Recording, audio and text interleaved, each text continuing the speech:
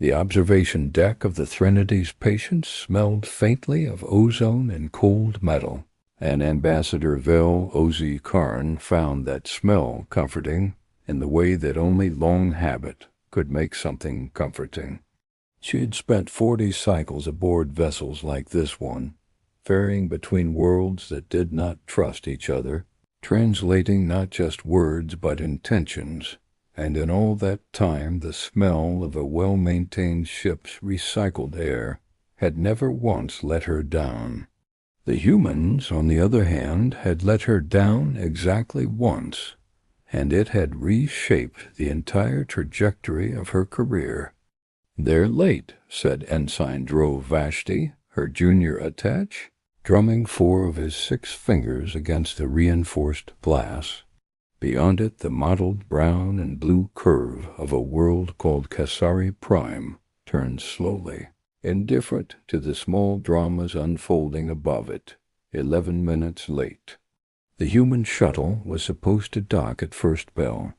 "They are not late," Vel said without looking up from her data slate.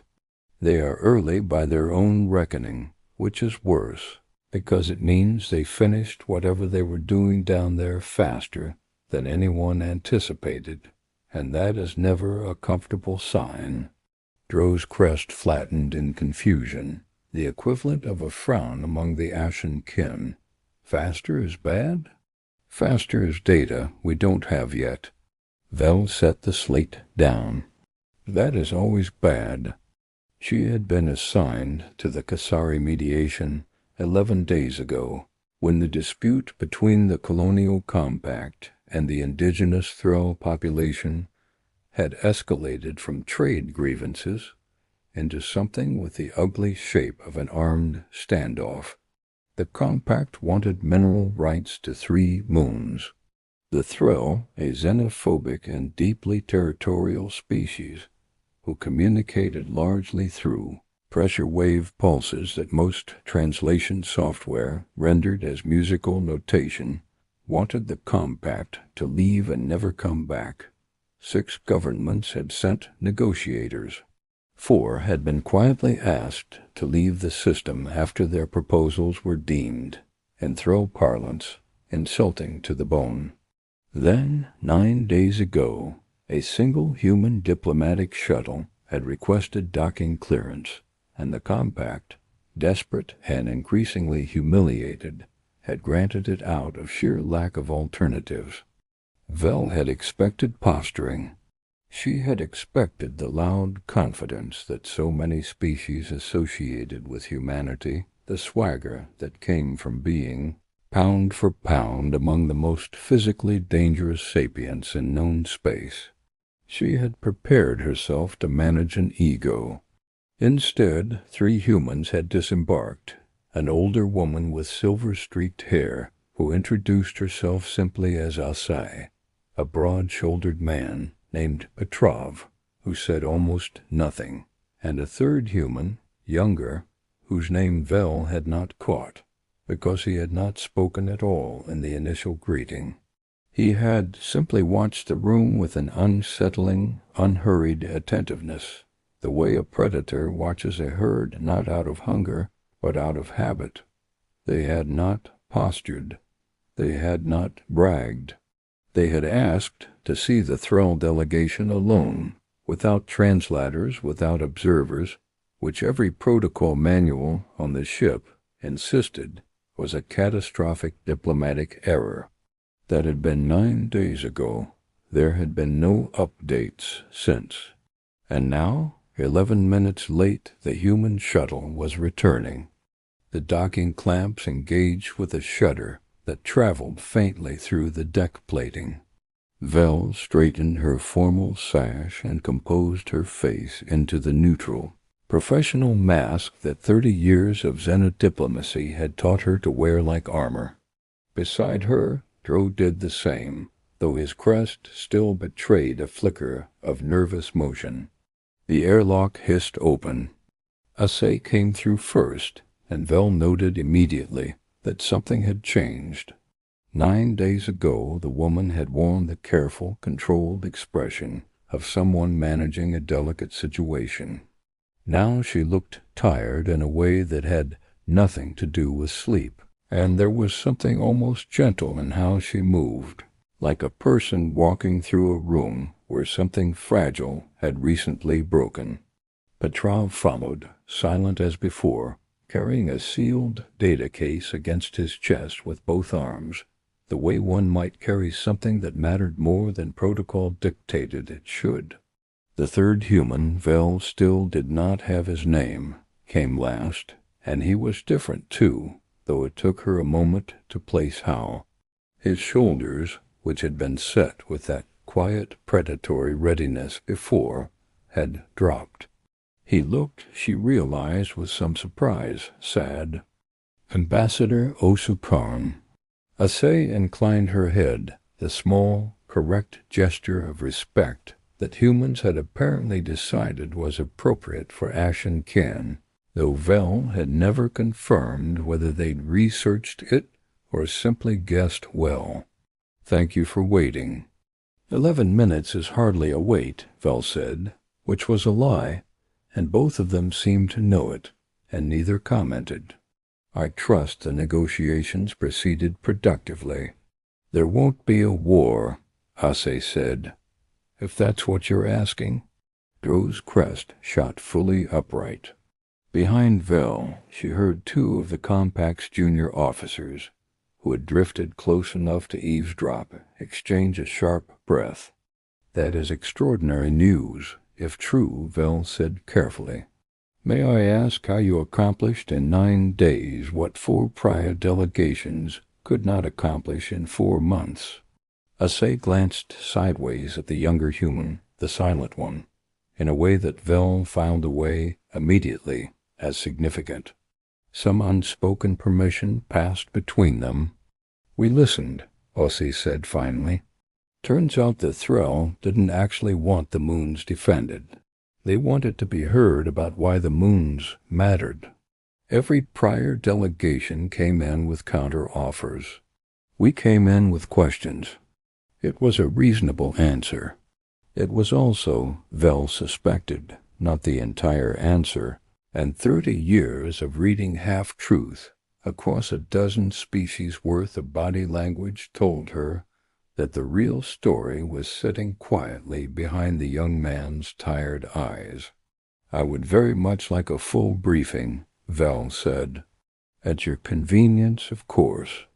"Of course," Asay said. "Though I should warn you, part of it isn't going to be comfortable." The briefing took place 4 hours later in a secure conference room, with the lights turned low at the human's request. "Sensory reset," Ossie called it, without elaborating, and it was there that Vel finally learned the young man's name was Mateo Reyes, and that he held no formal diplomatic title at all. "He's not a negotiator," Asay explained, when Vel raised an eyebrow at the omission on the mission roster. "He's a translator. Just not the kind you're thinking of." "He speaks Threll pressure wave?" Dro asked, surprised. Fewer than a dozen non-Threll in known space had ever managed fluency in the language. It required perceiving harmonic layers most species' auditory systems simply couldn't process. "No," Mateo said. It was the first time Vel had heard him speak.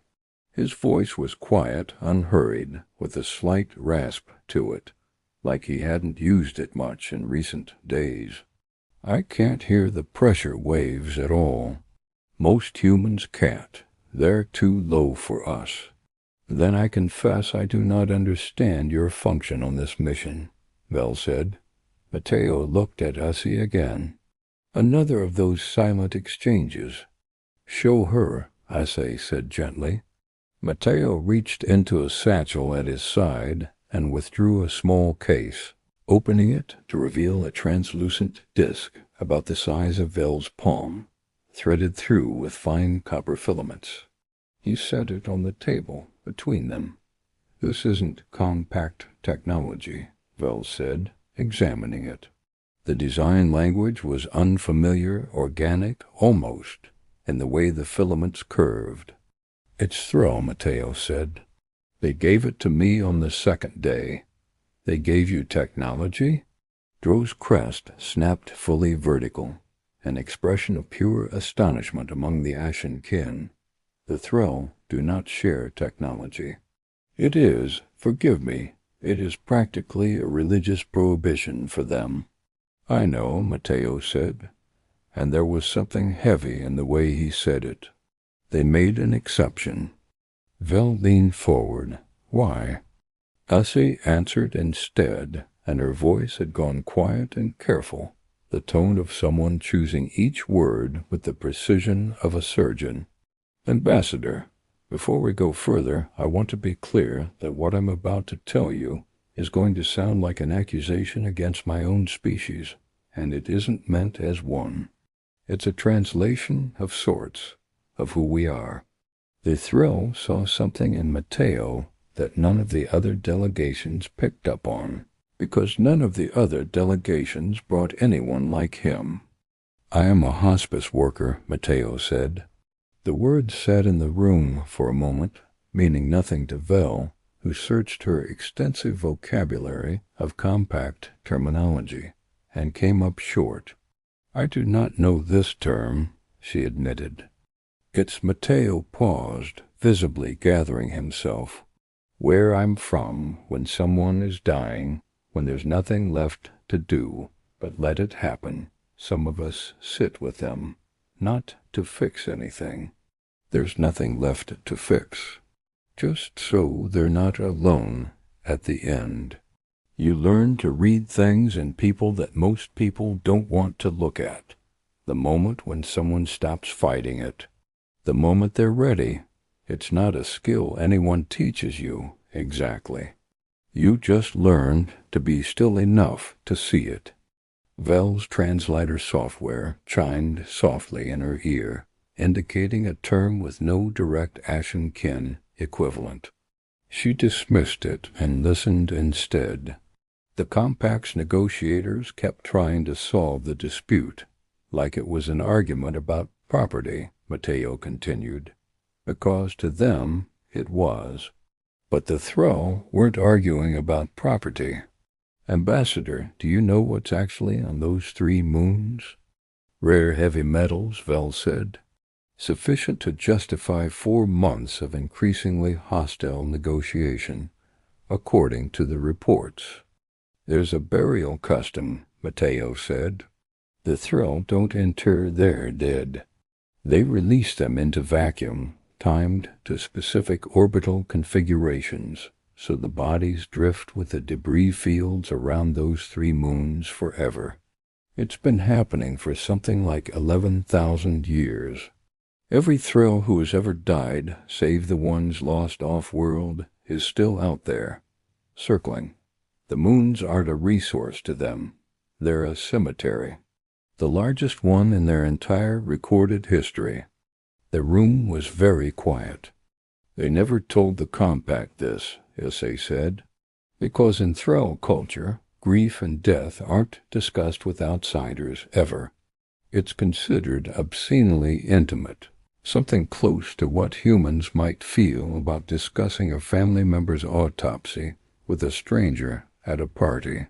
Every negotiator who came before us pushed harder for mining rights, and every time they pushed, the Thrill heard it as, 'We know what you're hiding out there, and we don't care.'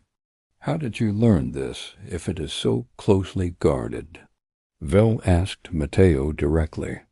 "I didn't ask them anything about the moons," Matteo said. "Not directly. I just sat with them. For a long time. Days. I didn't bring counter-offers. I didn't bring urgency. I think they'd never had anyone from outside just sit with them before, without an agenda ticking behind their eyes. Eventually, one of the elders started communicating with me through touch pressure instead of the wave frequencies, because they could tell I couldn't hear the higher registers. And touch is apparently used only for their own dying and their own newborns. Nobody outside the species has ever been offered it. I didn't know what it meant until they explained afterward. By then, they'd already told me everything. And the device? Val nodded at the small disc. A gift, Mateo said, and his voice cracked slightly on the word, which startled Val more than anything else in the briefing so far. Humans, in her experience, did not often let strangers witness that particular fracture. It lets me hear one specific frequency, the one they use for their dead. They wanted, he stopped, breathed, started again. They wanted someone from outside to be able to hear them mourning, so it wouldn't just be silence to us. So the next time someone from the compact stands near those moons, if they carry this, they'll hear that it's not empty space. It's the loudest room in the system. We just never had the ears for it. Later, after the compact's furious, chastened representatives had reconvened to draft revised terms, a permanent cultural preserve around the 3 moons, mining rights restricted to a single outer body with no burial significance, and a formal apology transmitted in a specially commissioned pressure wave composition that 3 separate human linguists had spent 2 days helping the Threll elders compose in a form palatable to compact ears. Vel found herself once more on the observation deck, this time with Mateo beside her, the 2 of them watching Kasari Prime's slow turn in silence.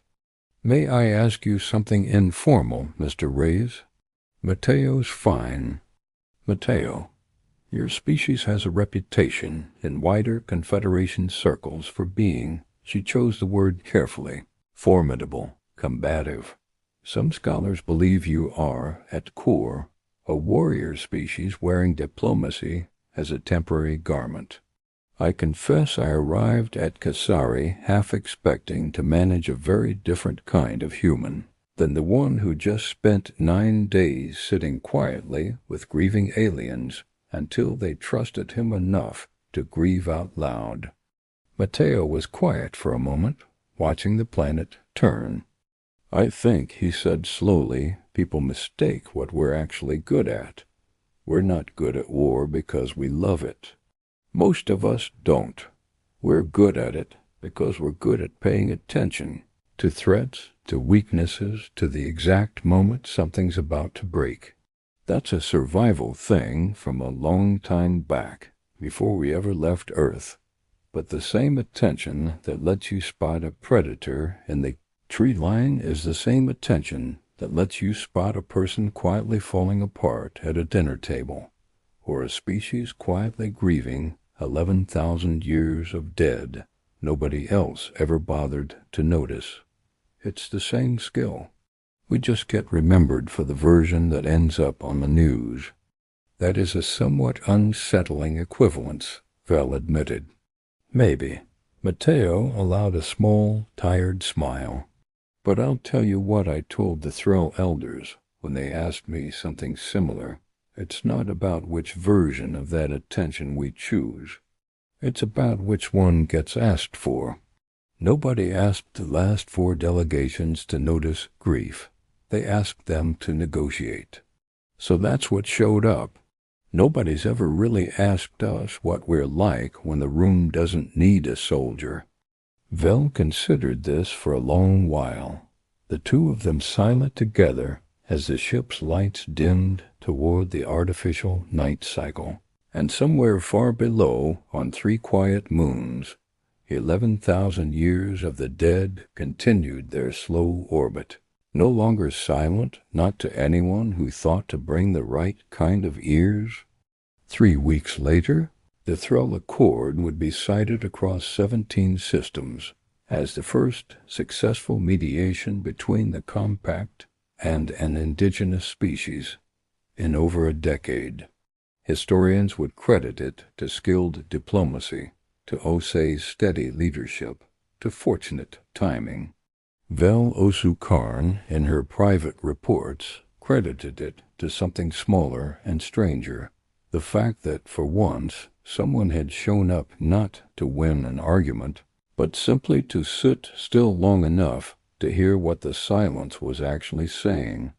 She kept the small translucent disc the Thrall had given Matteo, a duplicate gifted to her afterward for the archive, though she suspected the elders had a different reason for wanting an outsider like her to carry it too. Some nights when her own quarters felt too quiet, she would activate it and simply listen to the low, mournful frequency drifting up from 3 distant moons, a sound like wind through something ancient, and she found, against every professional instinct she possessed, that it no longer sounded like silence to her at all. It sounded like company. 6 months later, a formal request arrived at the Ashen Ken homeworld, addressed specifically to Ambassador Vel Osukarn, requesting her presence, and if he was willing, Matteo Reyes's had a very different kind of dispute, this one unfolding in a system where 3 species were simultaneously dying of the same unexplained illness, and no one could determine why, and every attempted negotiation over shared medical resources had collapsed within hours. Vel read the request twice before forwarding it, with a short note attached, to a hospice worker 3 systems away who had never asked to become a diplomat, and who, she suspected, was about to become one of the most quietly important people in the Confederation, whether he wanted the title or not. They don't need another negotiator, she wrote. They need someone who knows how to sit with dying and listen for what it's actually trying to say. I think that might be you again. The reply came back within the hour, 4 words long. Tell them I'm coming. Thank you for watching.